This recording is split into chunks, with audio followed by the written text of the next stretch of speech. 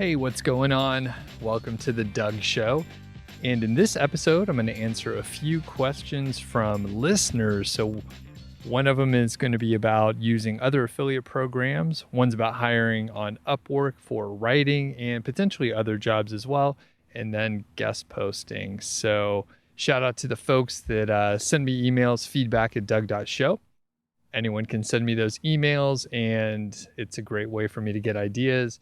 And you get a little shout out too. So Luke sent the first one, Matt sent another one. I usually just use first names so people can remain anonymous. And the guest posting question, it comes in from so many different people. So if you sent that in, you can consider it one that you get credit for. So shout out to you if you ever had a question about guest posting. So cool thing with this one, I'm actually recording this episode outside. I am by a greenway. There's a St. Vrain greenway that goes through Longmont, and I don't know if it goes through like other towns that are nearby, but here in Colorado and like Boulder County and in the surrounding area, there's a lot of greenways, and I'm right by a creek here, and I'm actually going to publish this video on YouTube so people can see. Now, the funny thing is, because of the time of day and where the sun is setting to the west, as you can imagine, the lighting is a little rough. So instead of having beautiful mountains in the background, there's like some mountains, but there's also a water treatment plant. So that doesn't look as nice, I would say, but I'm recording with my Yi 4K camera, which is like a GoPro type action camera. So very wide angle, and you can't really see those, the water treatment. What are those things? I don't know. It's like those round cylinder looking things. Water tanks, I guess they are. I don't know what they are. I don't know what they are, to be honest with you. Anyway, you can't see them, but there are mountains behind me. You got Long's Peak back there. It's fantastic. There's some clouds around it today, but it's just a beautiful sunny day here on the Front Range. So I decided to come out here and record. The cool part is there's a highway over, not too far away, maybe 100 yards in one direction. Because of the microphone I'm using, you can't hear that, I hope. I'll also try and remove some of the noise. Another great thing today is it's not incredibly windy. Yesterday, it was so fucking windy. It was insane. It wasn't even that cold. It was maybe like 28 degrees Fahrenheit. And I was freezing. My eyes were watering in the morning, so I couldn't go out for like a long walk with Georgie until I really bundled up. And today it's beautiful, feels kind of warm. The sun's shining, it's beautiful. So what we're gonna do is answer these questions, and a quick reminder that you can send in number one voicemails. Those are pretty cool. I have one on deck. I'm not gonna answer that question today, but I have one on deck, which is cool. Just about 100% of the voicemails have made it on the air. So if you send one in, a couple of tips, aim for around 90 seconds. A great way to approach it is to write out exactly what you want to say and then time yourself and read it, and aim for that 90-second mark. 1 minute is fine too. 2 minutes is okay. I believe there's a 3-minute limit on the Google Voice number that I have. So if you go over 3 minutes, then you end up getting cut off in the middle of a sentence. You'll feel funny about it, and then you'll think I should have listened to Doug's advice. So voicemails are great. It's a good way to spice things up. And then feedback@doug.show. I get all those emails, put them in the queue, and a lot of times they're just like multiple questions that are around the same topic, and it helps me sort of like, put together a nice episode. So another thing I want to mention, this episode is brought to you in part by Ezoic. Ezoic is a Google certified partner, and I'm very impressed with their site speed accelerator. The site speed accelerator basically helps you speed up your site. It's a very, it's not a creative name, but it's very descriptive, and I appreciate that. Basically, I was playing around with it for the past few weeks, and I just published a recent video on YouTube where I took a site that had basically no optimization done. It had a absolutely terrible Google Page Speed Insight Score, which is like the de facto, like standard sort of, I guess, speed test that you want to do. I mean, that's what Google is rating your site on, right? So there's a lot of factors in there. Some people don't like it for certain reasons, but in general, like if you're trying to make Google happy with your page speed, that is where you should be checking it. So I took a site from roughly a 27 to 30 for the mobile score, which is a little more difficult to increase a few more things you have to take care of, to 98 to 99. So let me say that again. I ran the test with no like optimization in place, and it was a 27 to a 30. And then through a couple clicks of a button in about, I don't know, 5 minutes or so, I retested it and it was in the high 90s. I documented it all in that video, and if you want to check it out, you can Google like Google Page Speed Insight, Site Speed Accelerator, Doug Cunnington, something like that. You'll be able to find it. It's also on my channel, so you can find it there. Okay, so thanks a lot to Ezoic. I will be speaking at their conference in 2020, April 3rd, at Pubtelligence in New York City at the Google office. So I'm very excited about that. It's coming up soon. I'm partially terrified and very excited. It's a free event to attend. You do have to apply, but they have, small online publishers, huge ones, big companies, and somehow I worked my way onto that stage. Thanks a lot to Ezoic. Let's get to the questions here. First one from Luke, and basically the gist of his question is around using other affiliate programs. So he sent me a few emails. We went back and forth a little bit.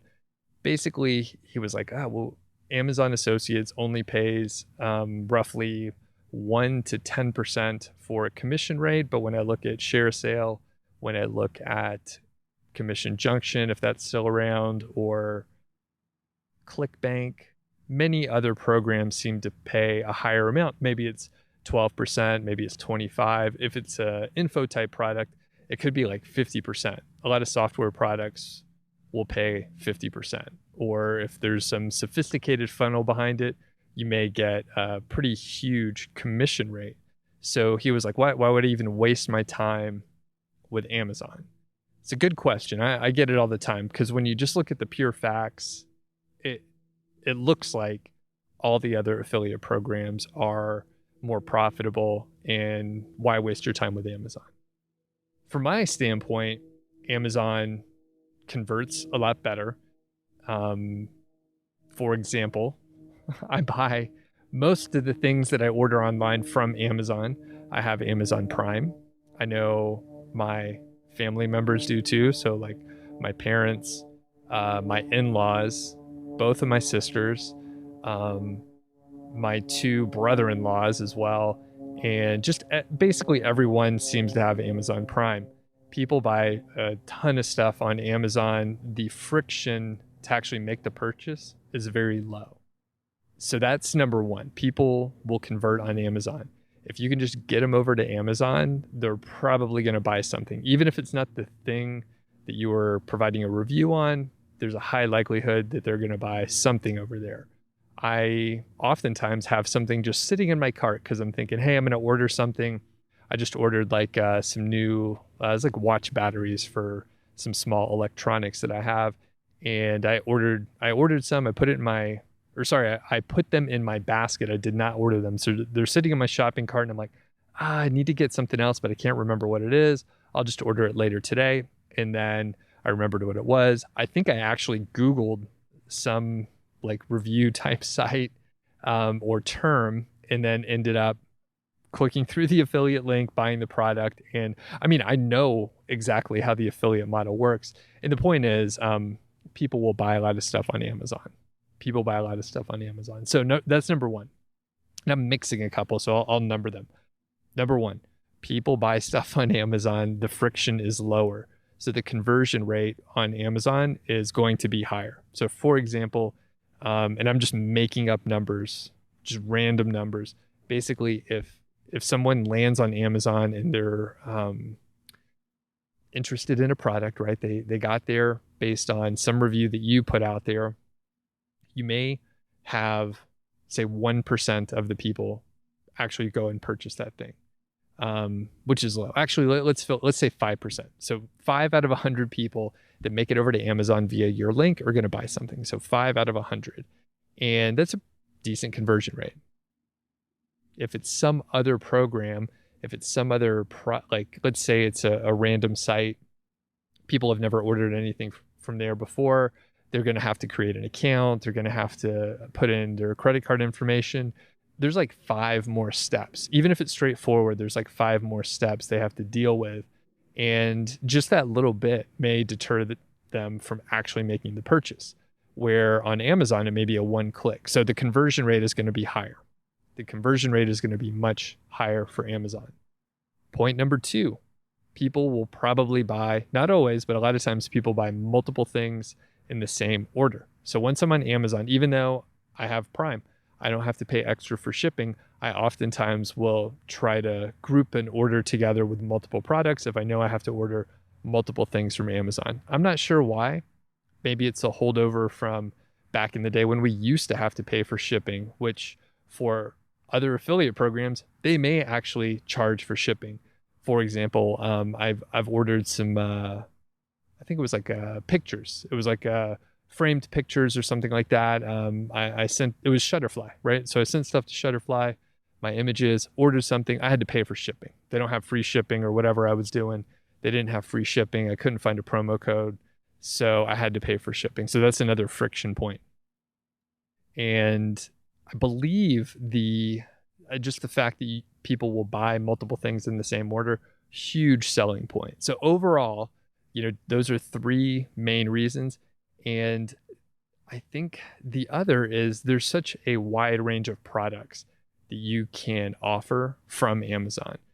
If you are, let's say you find a great ClickBank offer and you build a site around it, you spend a lot of time, you're ranking organically, you're making good money, and then the company changes the affiliate program for whatever reason, or they discontinue it because they don't like it. They don't have to have a specific reason. They could just change the rules and basically discontinue selling the product. And then what do? You spend all this time ranking for a certain thing, and there's not much you can do with it. Technically, Amazon can change the rules too, but generally, those changes to the Amazon Associate Program, it's very slow. It's a very big program, very, very big program. Usually any changes are very slow and not abrupt. It's nothing major, usually. So there have been times, like back in 2017, about 3 years ago in March, Amazon changed the commission structure. They changed it. Generally, it went down for most people, but it was just a change. It used to be volume-based. So the more products you sold, regardless of the price, you ended up making more on the commissions if you sold more products. So they changed it to be category-based. So if like a specific category, I don't have the numbers in front of me or anything like that, but let's say like clothing products pay 10%, and then electronics pay 2%. Back before that, if you sold the maximum number of products, I think the highest rate was something like 8.5% for the commission rate. So they shifted it, and like I said, Amazon can change things for the associates program, but generally those are minor changes most of the time. Okay. So overall, I think Amazon is the best choice for most people most of the time if they're trying to get started with affiliate marketing. If you're already started with affiliate marketing and you know certain pieces of the game as far as like SEO, ranking for certain terms and producing content, managing your site, all those little details. If you already kind of understand that, then you could choose other affiliate programs and you understand the pros and cons. So you probably already know. If you can get into like hosting reviews, hosting companies pay a pretty big commission if you can get someone to sign on. That's why a lot of people get into that area. It's hugely competitive though, and generally a beginner is going to have a tough time getting into one of the high commission areas, high ticket items where, each sign up could be 60 to 100 to 150 or $200. Those are pretty competitive because there's so much money involved in it. And there's a lot of people that are highly skilled that have migrated in that direction, whatever it may be. It could be some other high ticket items out there too. So Amazon's a good choice to get started, and that is why I talk about it most of the time. And it's, pretty easy. So if someone has just like a regular old blog, let's say it's a travel blog, there's a lot of products that you can mention, and it's pretty natural. You don't have to make a huge stretch to mention products if you just have a regular blog, regardless of what the topic is. So thanks a lot, Luke, for sending in that question. Question number two is around hiring on Upwork. So I talk a lot about hiring on Upwork. That's the primary place that I hire any kind of assistant that I need. So my video editor, I hired her from Upwork. All the writers that I hired, I found them on Upwork originally. And any content editor was one of the writers that I promoted that I found on Upwork. My assistant, my executive assistant right now, I found her from Upwork. So that is kind of the place that I go to. They have changed their pricing structure over time. It's a little more expensive to hire people. It's a little more expensive to work there as a freelancer. But in my view, it's a great place to hire people that want to get started with, freelancing and that sort of thing. So this specific question was hiring on a hourly basis versus a per job basis. And it came in like this. So I talk about hiring on Upwork, and maybe I'm just going to make up numbers that are, I think, competitive and useful right now in the first half of 2020. And I think these prices will hold true for another 12, 18 months. So let's say you want to get a 2,000 word product review type post. I think, what did I say? 2,000 words. So I would say if you're paying maybe 35 to $50, that is going to be okay. Just generally, that's going to be a fair rate. Maybe a little bit more expensive if it's something more detail oriented, where the person may have to do a little research. So, roughly 2,000 words, we'll just say 40 to $50. I'm changing the goalpost as we talk about it. But basically I'm saying, hey, you could hire someone to write something, tell them how long you want it to be, and pay them a flat fee. So that is like a project-based payment structure. So you pay them a flat fee. It's a fixed rate. So you tell them what you want, and they deliver the end product based on the word count and other specifications you may give. If it takes them 2 hours, you don't care. That's fine. If it takes them 20 hours, you don't care. That's fine too. It's just a per job basis. So that is how I like to hire people for writing. That way, if they spend more time on it, it's not going to cost you a lot more. So for writing, that's what I like to do. And Matt basically was like, well, when I'm looking at writers, they seem to charge by the hour, so I don't know what to do. And generally, here's how it works. If you're hiring people on Upwork, you're the client, you're the boss. So if you want to hire people on an hourly basis, you can structure the contract that way. You just say, I want to hire someone to do this work on an hourly basis. This is how much I want it to be.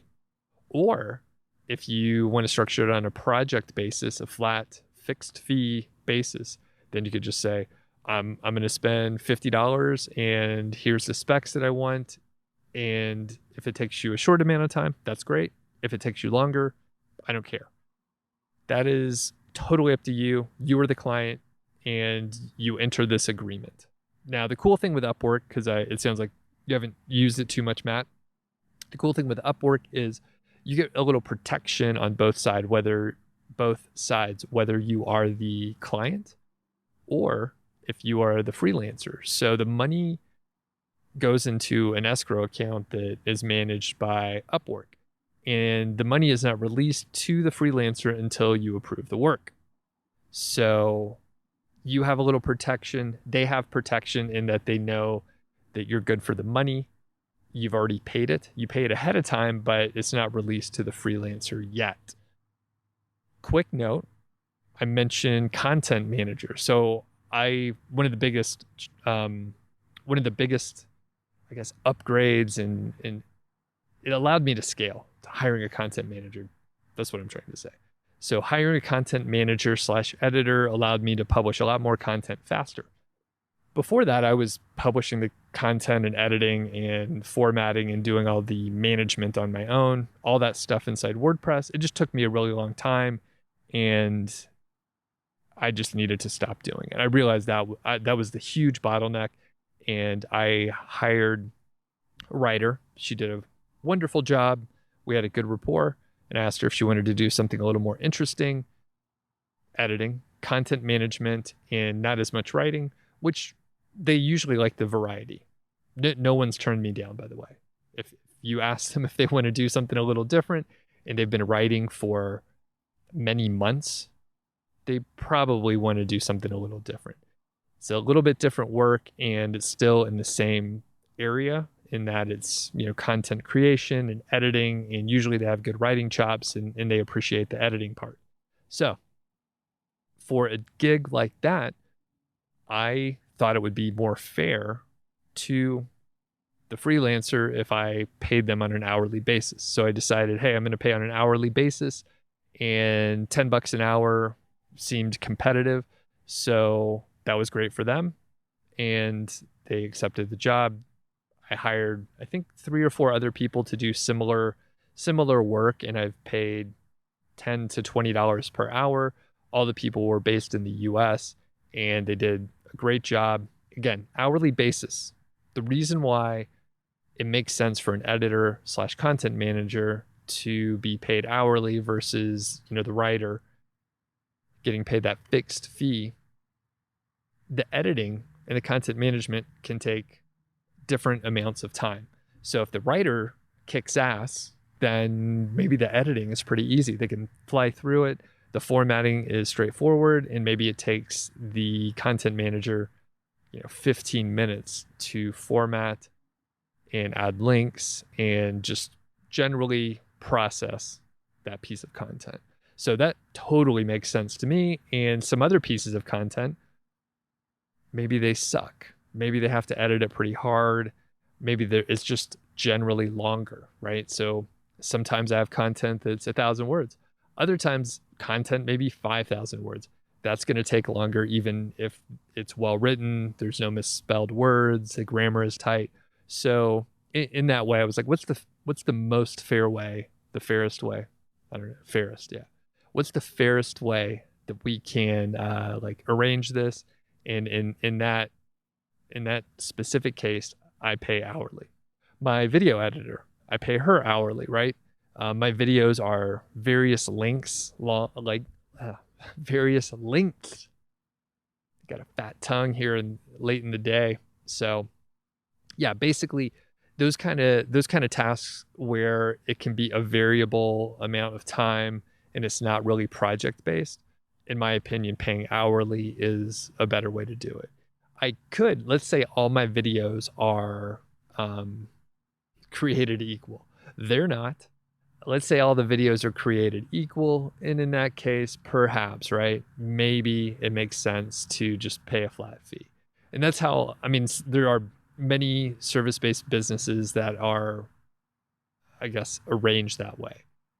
Basic, like podcast editing, right? So let's say there's a service out there, which there are many services out there, and maybe they charge like $150 per episode. They'll do some light editing to clean up any verbal tics. I don't have any of these services, by the way. I do this on my own. They clean up verbal tics and they create show notes. Maybe they put some links in there and do a couple other little like minor processing, admin bullshit kind of things. And they charge $150. Maybe that's a decent approach, but generally, in my opinion, not always, but I'm kind of a do-it-yourself kind of person, and those services are very expensive. Like when I started this podcast, I didn't know if anyone was going to listen to it. Thanks to the people that are listening, but I didn't know if anyone was going to listen to it, and I knew that I could do the light editing and just general admin bullshit that I was talking about before on my own. And I was like, hey, I think it'll be interesting to try it. And it's really, not super time consuming. And I kind of enjoy, some pieces of that work. So I've continued to do the editing. And Georgie's getting scared for the people on the video. You may be able to see she heard a loud noise. She's a very sensitive lady, and kudos to this microphone because you can't hear the loud noises going on around me. It's pretty amazing, actually. Okay, so let's wrap that one up. If you're hiring on Upwork, you are the boss. You're the manager. You can create the contract and the payment structure how you see fit. So if you want to pay hourly, pay them hourly. If you want a fixed fee job basis, then create the gig that way. And another quick tip. So Matt probably was like browsing different writers on there. Don't browse for any of these gigs. Like, don't browse the freelancers. People go in there, they create an account, and they're doing other shit. So either they never pay attention, because I've talked to multiple people, and actually I've done this too.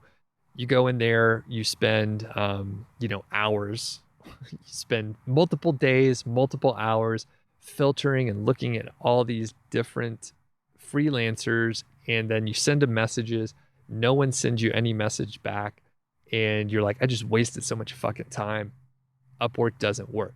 What you need to do is post a job with some specifications on what you're looking for.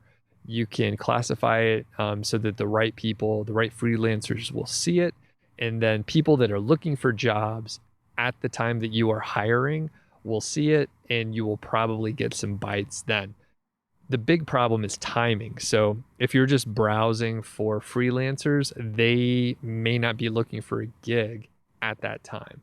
I mean, I like back right when I got laid off, I created a freelancer account. I had it active over on Upwork, and for years I ended up getting messages like, hey, do you want to do some like guest posting work, blah blah blah. And at that point in time, I was like not doing any kind of service based business like that. So the point is, you need to post a job. Don't browse for freelancers, post a job. That is the best way to hire on there, which I think maybe is the deeper point. I could maybe do a whole episode on hiring on Upwork. Okay, last question here. Choosing a guest posting service. And lots of people ask this question. There's a few videos out there on YouTube where I show you how I, select a guest posting package. I typically am ordering from the Hoth at this point in time. I've had in the past, right, say four or 5 years ago, I had like mixed results, and I heard mixed results for people that hired for the guest posting service over on the Hoth. About a year ago, I decided to revisit my assumptions that maybe they weren't doing a great job. I was pleasant, and I tested this out for 6 months before I even talked about it on my blog or YouTube. So I definitely try and test things out before I like move forward with it, as far as like sharing my opinions. So I've been very impressed with working with the Hoth. The key thing, right? Huge thing that they changed, and one of the reasons why I decided to revisit a guest posting service and using a company like the Hoth, they allow you to choose based on the organic traffic to the site. For years, as far as I know, the standard for choosing a guest posting package was based on the domain authority, which is a metric put out by Moz, and generally it tells you like the backlink profile as far as like how, quote, authoritative it is.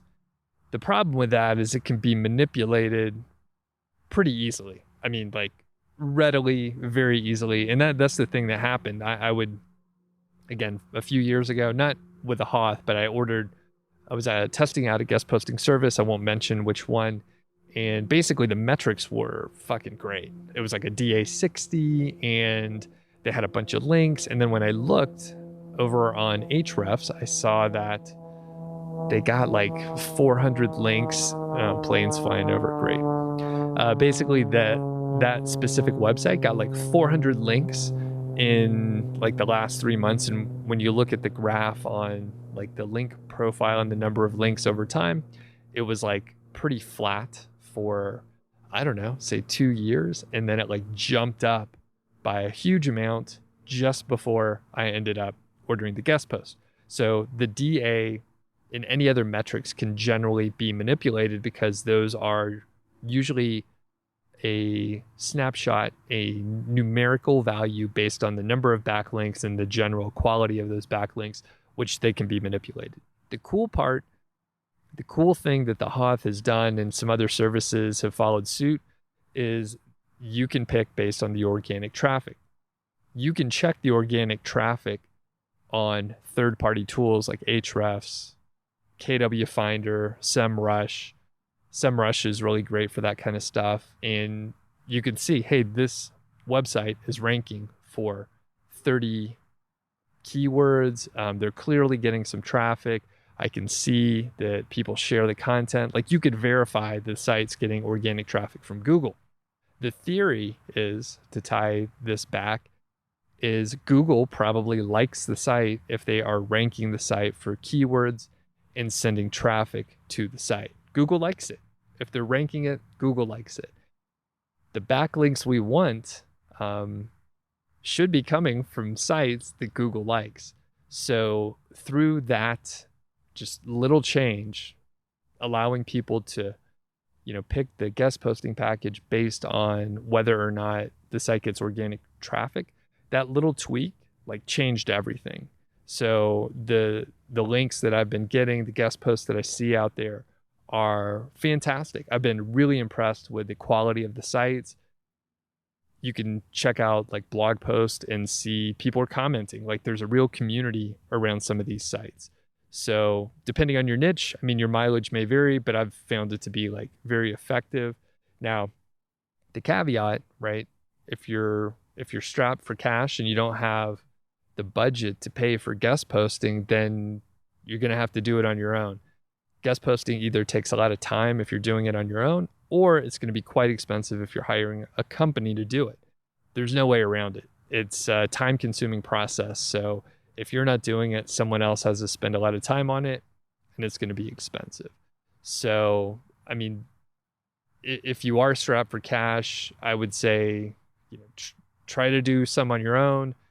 Maybe once you start, making a little money from your site, then that's a good time to reinvest and maybe pepper in occasionally some of these guest posting services. So with that said, my fingers are getting cold out here, and my head's probably getting sunburned. The people that are watching the video, you could probably see it's quite bright. It's quite bright. And poor Georgie, she's so scared. She just gets so scared with these noises out there. So I'm going to end it here. Everyone have a great day out there. We'll catch you on the next episode.